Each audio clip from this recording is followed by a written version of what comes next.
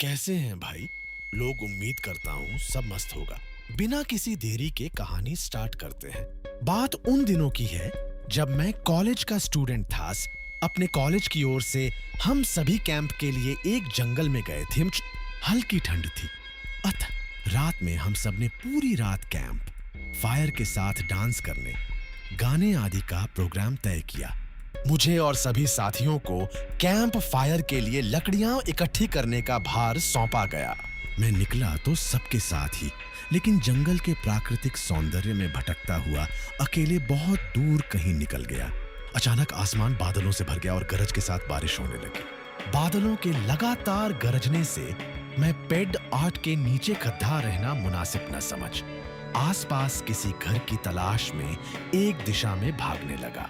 मुझे कुछ ही दूरी पर एक लाल ईंटों से बनी शानदार बिल्डिंग नजर आई। बिल्डिंग रोशनी से पूरी नहाई हुई थी और उसमें ढेर सारे लोग हैं, ऐसा दूर से ही लग रहा था। मैं तेजी से भागते हुए उस बिल्डिंग में जा घुसा और सामने से आती हुई एक खूबसूरत नर्स से टकराते बचा। नर्स ने मुझे घूर कर देखते हुए कहा, बहुत अधिक भीग गए हो, सर्दी लग जाएगी। उधर बाईं ओर एक स्टोर रूम है, वहां जाकर जो भी मिले उससे कहना सिस्टर जूलिया ने दूसरे सूखे और साफ कपड़े मुझे देने को कहा है।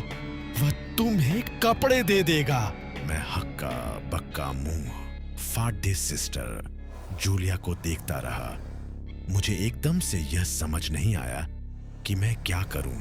मेरी स्थिति देखकर सिस्टर जूलिया खिलखिलाकर हंस पड़ी और बोली, पहले तो तुम अपना मुंह बंद करो, वरना मुंह में मच्छर घुस जाएंगे।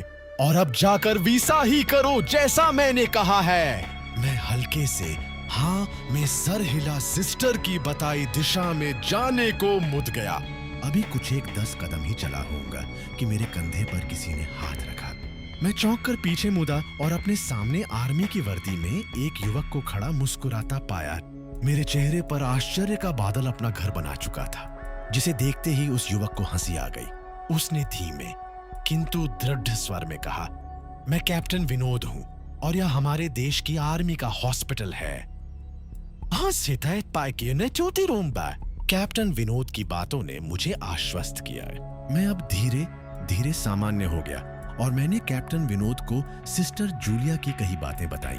सुनकर कैप्टन विनोद के चेहरे पर रहस्यमयी मुस्कान फैल गई और वे बोले, तो सिस्टर जूलिया से भी मिल चुके? जी, क्या मतलब है आपका? कुछ नहीं, चलो मैं तुम्हें सूखे कपड़े देता हूँ, चेंज कर लो, नहीं तो सच में सर्दी लग जाएगी। और मैं कैप्टन विनोद के पीछे एक बड़े से कमरे में पहुंच गया। कमरे के चारों ओर हरे रंग के पर्दे लगे हुए थे। एक ओर एक बड़ा सा बेड पड़ा हुआ था और उसके सामने एक सोफा था। बीच में एक टेबल था जिस पर 2 ग्लास, एक बड़ी बोतल ब्रांडी की और 1 या 2 पत्रिकाएं पड़ी हुई थीं। कमरे के एक कोने में एक बड़ी सी अलमारी थी जिसमें से कैप्टन विनोद ने एक आसमानी रंग का कुर्ता पायजामा निकालकर मुझे दिया और कमरे से लगे बाथरूम की ओर इशारा किया। मैं बाथरूम से कपड़े चेंज कर जैसे ही निकलने लगा, मेरी नजर बाथरूम की एक दीवार पर पड़ दी। वह खून के छींटों से भारी हुई थी। ये देखकर मैं घबरा गया और जल्दी से बाहर निकलने को मुदा कि बाथरूम में लगे आईने में खुद को ही देखकर चौंक गया। आईने में मेरा पूरा शरीर तो नजर आ रहा था, लेकिन मेरे शरीर पर से मेरा सर गायब था। अब मुझे डर लगने लगा और मैं हड़बड़ाकर बाथरूम से निकल गया। मुझे इस तरह बाहर निकलते देख कैप्टन विनोद ने हंसकर पूछा, क्या हुआ? अरे हाँ, तुमने तो अब तक मुझे अपना नाम ही नहीं बताया। वो कहां जाओगे? बाहर बहुत तेज बारिश हो रही है, लेकिन तुम जाना क्यों चाहने लगे? अचानक यह मैं समझ नहीं पा रहा हूं। कैप्टन विनोद, आपकी बाथरूम की एक दीवार पूरी खून के छींटों से भरी हुई है और आपके बाथरूम में लगा आईना भी कुछ अजीब सा है। उसमें मुझे मेरा पूरा शरीर तो दिखाई दिया, लेकिन मेरा सर ही गायब था। मैं अब बिल्कुल भी नहीं रुकूंगा, यहाँ बारिश में ही भीगता हुआ अपने कैंप तक जाऊंगा। कहते हुए मैं कमरे से बाहर जाने वाले दरवाजे की ओर रुको! तभी कैप्टन विनोद की कड़कती आवाज गूंजी। तो तुमने सब कुछ देख ही लिया। जी क्या मतलब है आपका? मेरी आवाज में डर भर गया था। हाँ मतलब, चाहे जो हो तुम तब तक यहाँ से नहीं जा सकते जब तक मैं तुम्हें कुछ बता ना दूं। क्या बताना चाहते हैं आप? जो आज तक कोई ना जान सका। या शोरी, जो आज तक कोई न जान सका वह मैं जानकार क्या करूंगा। प्लीज अब मुझे जाने दें। मैं डर से रुआंसा हो गया। नहीं, बिल्कुल भी नहीं। और तुम्हें मुझसे डरने की भी कोई जरूरत नहीं। सैनिक सबकी रक्षा के लिए होते हैं। मैं भी तुम्हारी सुरक्षा ही कर रहा हूं। कैप्टन विनोद के स्वर में कोमलता थी। आओ मेरे साथ इस सोफे पर बैठ जाओ। जाओ, मैं तुम्हें एक कहानी सुनाता हूं। कहानी खत्म होते ही मैं तुम्हें तुम्हारे कैंप तक जीप से छोड़ दिए जाऊंगा।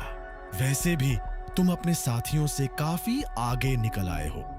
वहां तक तुम अब चलते हुए शायद पहुंच ना पाओ। कैप्टन विनोद के स्वर में जाने कैसी आश्वस्ति थी। मैं जाकर उनके बगल में बैठ गया। कैप्टन विनोद ने कहना शुरू किया, दुश्मनों ने धोखे से हमारे अस्पताल को अपना निशाना बनाया। दुश्मन देश के 2 सैनिक हमारे सैनिक के वेश में एक हमारे ही घायल सैनिक को लेकर आए। वह घायल था और हमारे देश की सेना ने उसे बहुत ढूंढा, लेकिन नहीं मिला था। शायद साजिश के तहत उसे घायल होते ही घुसपैठियों ने कहीं छुपा दिया था। अचानक अपने खोए सैनिक को अपने हॉस्पिटल में पास सभी खुश हो गए और बिना अधिक पड़ताल किए हॉस्पिटल के गेस्ट रूम में घायल को लेकर आने वाले छद्मवेशधारियों को ठहरने की इजाजत दे दी गई। अभी उस सैनिक का इलाज चल ही रहा था कि जोरों का ब्लास्ट हुआ और पूरा हॉस्पिटल एक पल में खंडहर में तब्दील हो गया। लेकिन हॉस्पिटल तो अपनी शानदार स्थिति में खड़ा है। मेरी बातों को अनसुना कर कैप्टन विनोद ने अपनी बात जारी रखी। कोई नहीं बचा उस ब्लास्ट में। दीवार पर बड़े खून के छींटे भी उसी ब्लास्ट में मारे गए हॉस्पिटल के कर्मचारियों के हैं। हाँ, पर यह हॉस्पिटल तो मुझे खंडहर नहीं दिखता। जवाब में कैप्टन विनोद के चेहरे पर रहस्य भरी मुस्कान फैल गई और उनका चेहरा अजीब से भावों से भर गया। मैं उनके चेहरे को देखकर अंदर से दहल गया। फिर भी मैंने हिम्मत कर पूछा, आप उस ब्लास्ट में भाग कैसे गए?